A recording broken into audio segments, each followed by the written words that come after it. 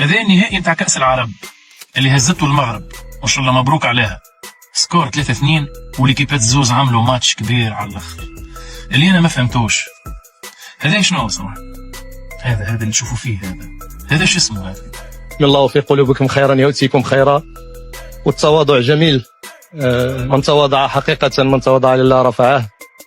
لما عملوا الممر ده وكابتن طارق واقف، لاعبي المنتخب الاردني مشيوا من الممر ده. للاسف الشديد كابتن طارق بيمد ايده للاعبين، واللاعبين يتجاهلوا كابتن طارق السكتوي بشكل غير لائق وبشكل غير محترم. لعيبه الاردن، بعض لعيبه الاردن قالوا عنكم منتخب الصدفه، فعلا صدفه. يعني انا كصانع محتوى انصرت الكره الاردنيه ودعمناكم وقفنا معاكم، رغم ان بعض جمهوركم اساء للمنتخب السعودي. انا عندي حوالي مليون اقدر اطقطق عليك واخذ محتوى، ولكن تصرف غير حضاري وغير لائق من بعض لعيبه الاردن تجاه المدرب المحترم طارق السكتوي. ليه؟ نفسي اعرف ليه الصوره دي اللي تختموا بيها مشواركم الحافل المشرف اللي كلنا طلعنا بعد الماتش ان كان نهائي مستحق جدا بين منتخب الاردن اللي قدم بطوله ملحميه وعظيمه والمغرب اللي قدم بطوله لا تقل ملحميه وعظمه عن مشوار الاردن. ليه المدرب يمد لك ايده كده بالسلام ما تسلمش عليه؟ عدم السلام على طارق السكتوي من لعيبه النشامه المنتخب الاردني اللي احنا كنا طول البطوله بنسقف للعيبه المنتخب الاردني وبنشيد بالمنتخب الاردني. بس عايز اقول حاجه، يعني الاخلاق قبل كل شيء، الاخلاق قبل كل حاجه. اللعيب الاردني اللي على قد حاله ده، اللي على قده ده، اللي على الله حكايته ده، اللي ما رضيش يسلم على كابتن طارق السكتوي، هو واللي وراه، مش هو لوحده على فكره، مش لاعب واحد، هو في 2 أو 3 تقريبا ما رضيوش يسلموا على كابتن طارق السكتوي المدير الفني المغربي المحترم جدا جدا. تصريحاته كلها احترام وادب يعني، ولكن يعني الروح الرياضيه ما ظهرتش في هذه اللقطه. في الرياضه في كره القدم كاين واحد المبدا كبير هو الاحترام المتبادل. المدرب تاع المنتخب المغربي السكتوي كان ما يدو شغل مشى في هذاك البرانسيب، مشى في هذاك المبدا. اللاعب تاع المنتخب الاردني كسر هذاك المبدا، ماشي غير لاعب، التصرف كان جماعي ماشي من لاعب واحد. سؤال للأردن والأردنية، ليش ما سلمتم على مدرب المغرب طارق السكتوي هذا الجميل الرائع؟ لأنه انتصر عليكم أم يوجد أسباب أخرى أريد أسمعها أو حابب أسمعها؟ اللي خلتني نزيد نحب المغرب هو لحظة التتويج وقت اللي الفريق الأردني طالع، والمدرب المغربي المتربي ياسر المتخلق ياسر حب يصافح اللاعبين نتاع الأردن وما طالعين باش ياخذوا الميداليات، يمد يده للأول للثاني للثالث وما يمدوش يديهم. فبطبيعة الحال نقول محلاك يا مغرب فالعمليه هذه، محلاك يا مدرب المغرب ملاعبيه المغرب. هيدا موقف لا يشرف، موقف لا يشرف. طلع حكى اللاعب يلي كان بهالموقف، قال بعتذر من المدرب ومن الجميع لانه هذا الشيء مشرفنا الاردنيين، اللعيبه والشعب والكل، نحن اسفين مش منتبهين له بهاللقطه. طلع حكى بالستوري اللاعب، وهيدي يا جماعه عزوم لحتى تركزوا بالكلام، اللاعب اعتذر وهيدا الشيء ما بشرف اهل الاردن ولا اللعيبه. يا اخي سلم عليه، ده مسلم زيك يا اخي، سيبك من الكوره او خساره ومكسب، يعني سلم عليه. احنا كلنا عرفنا دلوقتي ليه الاردن خسر اللقب، ليه ما كسبش، بسبب الغرور اللي جوه بعض لاعبين المنتخب الاردني. اللقطه هذه بالحق عيب وما فيهاش روح رياضيه وقله احترام للمدرب، على خاطر كيما نعرفوا السكتوي بالحق من احلى المدربين ومتواضع بطريقه مش عاديه. نفهموا على خاطر منتخب الاردن خاسرين وكل شيء، نفهموكم لكم زاد انتم عملتوا ماتش مزيان على الاخر نورمالمون، ابسط الايمان فما روح رياضيه حتى كان معناها خسرت. والله شفقت على مدرب المنتخب المغربي شو بمد ايده واللاعبين ولاعيبه الاردن شكلهم زعلانين ما رضوا يسلموا عليهم. هون انا متاكد انه الجماهير الاردنيه مش راح ترضى باللقطه هاي. ادري منو انت ارجنتين برازيل فرنسا، منو انت؟ المنتخب المغربي اللي محقق رابع العالم وبطل العالم للشباب، بطل كاس العرب واسماء ونجوم، بكل تواضع واقفين ومسوي لكم ممر شرفي يا منتخب الصدفه، تجون ما تسلمون عليهم؟ ايه اللي يخلي لاعيبه الاردن ترفض مصافحه لاعبي ومدرب المغرب بعد مباراه كبيره بيقدمها منتخب ولاعيبه الاردن، الى انهم بيقرروا ان هم يرموا كل الكلام ده في الارض بعد نهايه المباراه؟ لاعبي الاردن رفضوا مصافحه لاعبي ومدرب المغرب، ايه القصه؟ مش من المنتخب الاردني، ما كيحسبليش ان المنتخب الاردني اللاعبين ديالو متعجرفين، اللاعبين ديالو حاسبين راسهم كيتمشاو فوق الماء ماشي فوق الارض. اضافه الى كرويه حتى اخلاقيا ومعنويا، لانه فما لقطتين نحب نحكي عليهم، لقطتين خليك تتعاطف بالسيف وتكون المغرب فعلا هذا الفريق يتحب. اكثر لقطه محزنه ومستفزه في نفس الوقت وتبين قله الاحترام للاعبين الاردن تجاه مدرب المغرب. مدرب المغرب مد يده لمصافحه لاعبين الاردن مواساه لهم، الى انهم ما ردوا المصافحه بل تجاهلوا المدرب وراحوا لمنصه التتويج. كرة القدم خسارة يا أخي، فوز خسارة.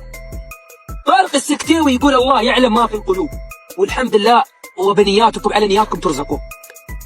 البطولة راح ذهبت للمنتخب الذي يستحق البطولة بأمانة. عيب والله العظيم عيب. عارفين اكتر حاجه ايه غاظتني من اللقطه دي؟ يعني بعيدا عن ان المدرب، يعني بعيدا عن ان هم كلهم ناويين ما حدش يسلم، وبعيدا اصلا ان اللعيبه بتاعه المغرب نفسها ماده ايدها وما حدش بيسلم عليهم، ان قبلها يعني كانوا مطلعين السعوديه من نص النهائي، طلع يزيد ابو ليلى قال ان سالم الدوسري ما سلمش علينا كويس، هو سلم عليهم بس هو زعلان انه ما سلمش عليهم كويس، ما بالك بقى ان انت ما مدتش ايدك خالص للمدرب عشان تسلم عليه. مشهد غير محترم وغير لائق من لاعبي المنتخب الاردني بعد الخساره بثلاثيه من المغرب وتتويج المغرب بالبطوله العربيه. بعد فوز وانتصار المغرب، لاعبي المنتخب المغربي عملوا ممر شرفي للاعبي المنتخب الاردن علشان يعني يسقفوا ليهم وعشان يسلموا عليهم وعلشان يواسوهم، لانه لازم يكون بين المنتخبات العربيه روح رياضيه اكبر من هيك. مش حلوه والله. فهو طالع النهارده بيعتذر بيقول لك اصل انا ما خدتش بالي. طب والاثنين اللي وراك ما خدوش بالهم؟ انت كده الشكل ده ما خدتش بالك، الصوره دي ما خدتش بالك، يعني في الفيديو ده انت مش واخد بالك؟ ها، ما حسيتش خالص انه المدير الفني للمنتخب المغربي بيمد لك ايده عشان يسلم عليك بكل روح رياضيه، وهو اللي فايز وهو النجم، المفروض انت اللي تسلم عليه، انت اللي تجي تقول له ممكن اتصور معاك يا كابتن عشان منتخبك متالق الصراحه. الراجل اكبر منك عمر واكبر منك قدر واكبر منك كارير. سكتيوي هذاك الانترينور تاع منتخب المغرب يمد يده باش يسلم عليك، تحقروه. ملايين عباد تتفرج في العالم، تحقروه. في لقطات كتيرة جدا في مشهد مراسم احتفال بكأس العرب والنهائي اللي فاز به المنتخب المغربي. طبعا بطولة ناجحة، بطولة لها الكثير، بس في نقط كده يعني ضد الموضوع شوية. بيمد ايده للاعبين واللاعبين مكتفين ايدهم مش عايزين يسلموا على كابتن طارق. يا ابني انت الاردن، انت واجهت منتخب كبير، منتخب عالمي، منتخب فاز على البرازيل، فاز على اسبانيا، فاز على منتخب بلجيكا، فاز على البرتغال، فاز على منتخبات عالميه اسطوريه، فاز على منتخبات انت ما تحلمش ان انت تلعب قدامهم اصلا.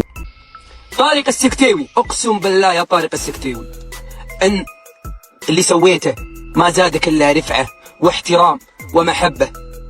التواضع حلو، والتواضع من صفات المسلم. المصيبه والكارثه مو هنا، المصيبه والكارثه حارس الاردن ابو ليلى قبل 3 ايام او يومين مع سالم الدوسري كابتن السعوديه طلع وقال رسالتي لسالم الدوسري اتمنى التواضع، انت لاعب كبير، قبل المباراه لما يسلم علينا بشكل جيد وحقيقه استغربنا جميعا ما قام به. اللاعبين ديال واحد المنتخب اللي ما عمره دا شي لقب، التاريخ ديالو انه وصل نهائي كاس اسيا وخسروا قدام قطر، ووصل النهائي ديال كاس العرب وخسروا قدام المملكه المغربيه. من السؤال علاش يا ايها المتعجرفين ايها المتكبرين ما بغيتوش تسلموا على السكيتيوي؟ شنو دار لكم؟ هي علاش كسروا البرانسيب هذا؟ علاش كسروا هذا المبدا؟ خاطش الوظيفه، خاطش الخساره فهمت كانها اهانه. شو العقل والباطن ولا عقل والحاضر ولا ايا كان ما فهمش بلي هذه مجرد خساره، ماشي اهانه. ما هانكش كيربحك، لا هاني اهانني، لازم نعاود نرجع الاهانه بحاجه كيما هي، نخلي لك يدك في السماء. ودوك نعطيك سبب من تجي هاد العفسه.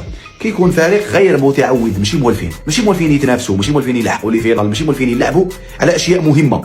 يعني الراجل مدد لك ايده طارق السكتاوي، يعني حتى الراجل ما نزلش ايده، فضل مدد ايده لعل وعسى، اللي عايز يسلم يسلم، اللي مش عايز خلاص. يعني انت مفكر لما تتجاهل السلام واحد مدد لك ايده، شخصيه محترمه، شخصيه جميله، ده حتى يا اخي المدرب بتاعك مغربي وهو صديق للسكتاوي جمال السلامي. إذا في سبب خبرونا عنه. يعني الرجل انتصر عليكم هو وجنوده المغاربة، الفريق الاحتياطي الثاني الأمازيغي وكأس العرب أمازيغي، ويفتخرون بأنهم أمازيغ ويفتخرون بأنهم المغرب ليس العربي بل الأمازيغي. منتخبات قوية، معروف المنتخب المغربي في العالم كله بقوته وبهبته وبشخصيته. انت واجهت منتخب كبير وقوي فبيعمل لك او عامل لك ممر وبيسلموا عليك، انت ما تسلمش عليهم ليه؟ ايه التكبر ده؟ وايه مش متقبل الخساره ليه؟ عايز افهم انت مش متقبل الخساره ليه؟ عادي، طبيعي ان انت تخسر من المغرب، طبيعي ان انت تتهزم، ايه المشكله؟ انت لو فزت على المنتخب المغربي ما كانش حد تجاهلكم كده، ما كانش حد كده رفض انه يسلم عليكم، لكن الرفض ده كابتن طارق هو مد ايده للاعب واللاعب متجاهل تماما. كابتن طارق موقف زعلني وموقف يحزن وموقف اصلا بقى ترند على السوشيال ميديا. شو لكم سكيتاوي؟ ربحكم في الفينال، بقى فيكم الحال، ما عندكمش العقليه الهزيمه، زعما راكم يوميا كديوا الالقاب، زعما البطوله اللي لعبتوها كديوا اللقب دي، زعما انتم هما اللي وصلتوا نصف نهائي كاس العالم وديتوا كاس افريقيا وديتوا كاس اسيا وديتوا. هذا المنتخب المغربي بصفه عامه بجميع الفئات راه مثقل بالالقاب.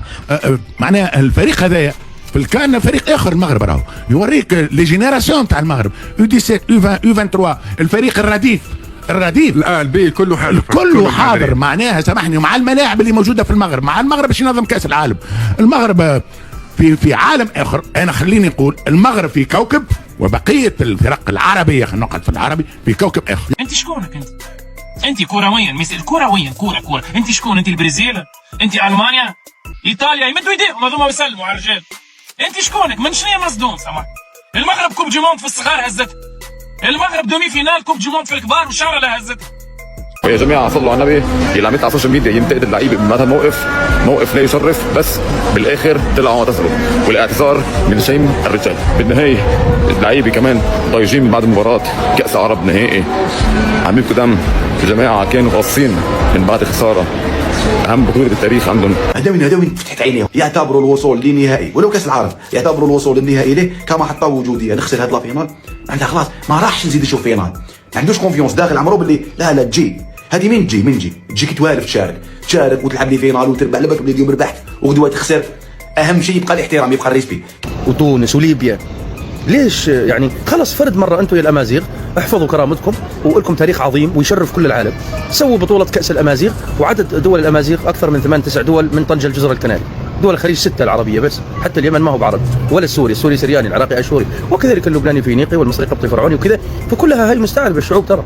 فيا اخي من اجل المدرب بتاعك يا اخي سلم على صديقه، بلاش بقى ان هو يعني ما فيش روح رياضيه خالص. يعني مع كامل احترامنا وتقديرنا للجمهور الاردني ولكن احنا اتاكدنا ليه الاردن خسر، لان ما فيش نيه عندكم.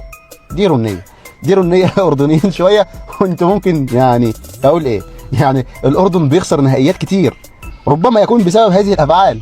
يعني جربوا تغيروا من العقليه دي شويه. عيب اللاعب الكبير والمنتخب الكبير ما يعملش كده. المنتخب الكبير المفروض يكون يعني منتخب يتقبل الهزيمه، زي ما بيفوزوا ينتصروا ويتبسطوا يفرح، ايضا لما يتهزم يتقبل الهزيمه، مفيش اي مشكله.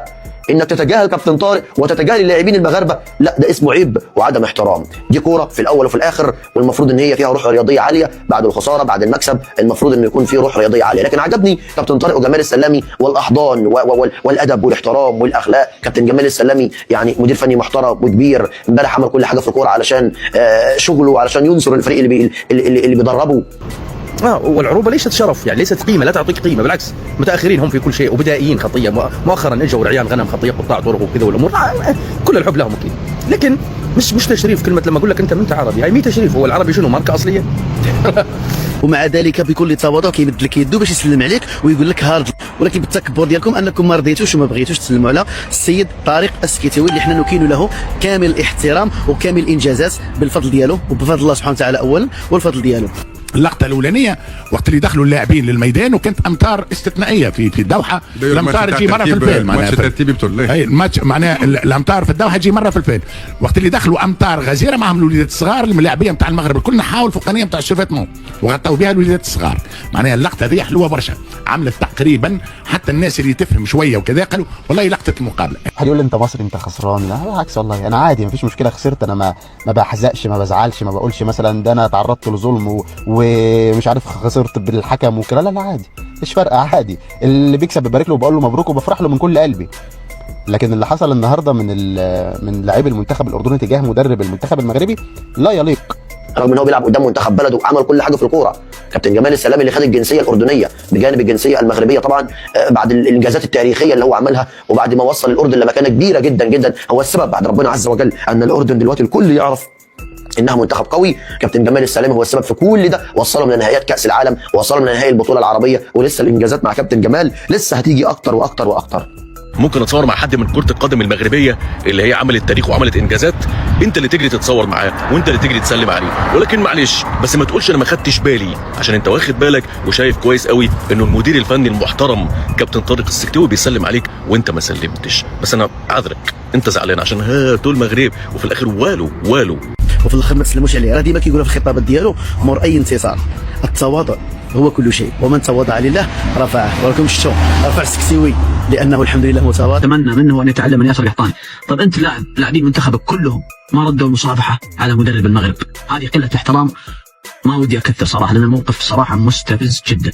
كي تكون جديد وماشي موالف وتتخلع يصير لك هكذا، ما عندكش ثقافه التنافس المستمر. دير هاد الاحداث انا ذا تفسيري، هاد الشيء با نورمال. ذاك ملك الماتش وشيتوك بردان مور الماتش هذه فيها والو. هذه نشوفوها كاع في اكبر الملاعب، ما يمكن تصرح تيكات مور الماتش ولا دبزه ولا ومن بعد كيخلص الماتش خلاص كلش. لا يليق خالص بالروح الرياضيه ولا بالبطوله اللي هي المفروض اسمها كاس العرب. يعني كلنا اخوه كلنا مسلمين. فبصراحه يعني ضد التصرف بتاع بعض اللاعبين الاردن ده. تتكبر عليش؟ انت مين؟ انت المنتخب المغربي انت مين؟